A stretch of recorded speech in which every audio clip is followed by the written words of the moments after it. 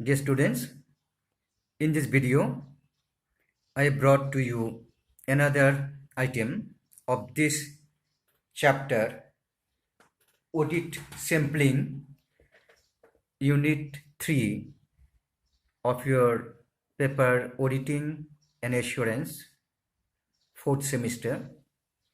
In the last two videos, I have discussed about statistical sampling methods, audit sampling. Mostly the topics were based on statistics, you can say. And in this item, I'll tell you how the statistical rules, how the statistical sampling styles, sampling methods can be used in auditing. So, dear students, the topic today, please note down the topic, test checking.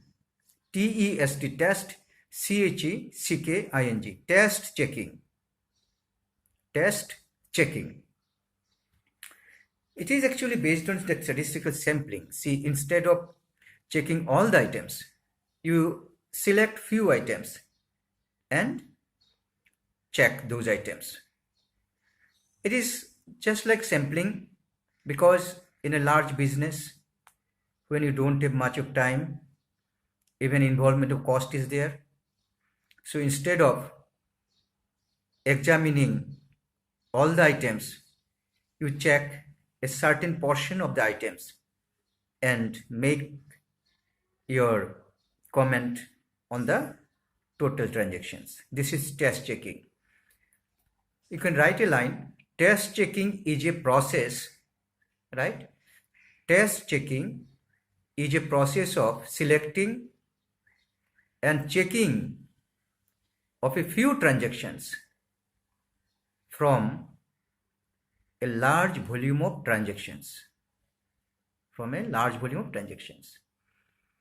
If the entries checked are found to be correct, then the auditor assumes that remaining entries are also correct. So this is very much like statistical sampling, which I explained the last few chapters. But you may think that if that is the thing, that we shall not check all the entries, we shall check only few entries and make comment on the total entries, then why do you need to study so much of statistics, so much of different types of sampling, and so details why do we study? Dear students, it's correct that we have to check a certain portion of the transactions and make comment on the total transactions. That's true. But dear students, there are a lot of points, lot of concerns, a lot of issues in choosing that sample, that few transactions. Which transaction he should choose? There are also a lot of statistics. There are a lot of points to be noted. You cannot choose any number of transaction, any portion of the transactions. There are certain points which I discussed in the last videos regarding sampling techniques. Those techniques, if you do not maintain in test checking, then test checking will be meaningless, will not be effective. Let me proceed a bit more about test checking. Test checking is a process, I told you. You can write it. Test checking is a process of selecting and checking a few transactions from a large volume of transactions. If the entries checked are found correct, then auditor assumes that all the entries are correct. The technique is based on theory of sampling, which is commonly used as statistical methods. This I discussed. Checking each and every transaction that occurs during the year is redundant and uneconomical for the auditor. That I told you just now. If you check each and every entry of the company, then it's all meaningless because it is uneconomical. You cannot devote so much of time. It's costly also. Therefore, the auditor verifies and examines a few representative transactions in order to obtain sufficient appropriate audit evidence to base his opinion. A lot of points are there, how to choose that particular sample. We shall discuss that. Test checking reduces the volume of work of the auditor, correct? Because auditor is not checking 100%, he's checking say 20-30%. So auditor's volume of work is reduced. Auditor's volume of work is reduced. If in the test checking auditor finds that the records checked by him are correct, then no further detailed checking is carried out. If in the test checking auditor finds that it is okay, then he feels that he need not check rest of the transactions.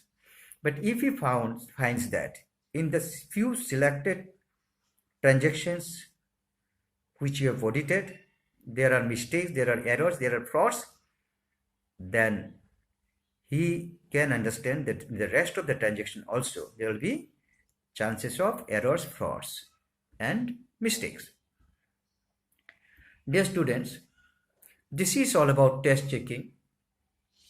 You know, test checking means selecting a few transactions and checking them and making comment on the total transactions.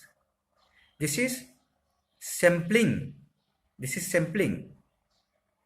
But the sampling techniques, if not correct, then there may be again more chances of manipulation. I'm giving one example. Suppose you are supposed to check a particular portion of the transactions.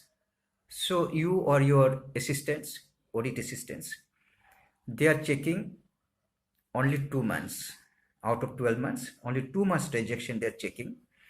And every time, suppose they are checking transactions of January and February every year.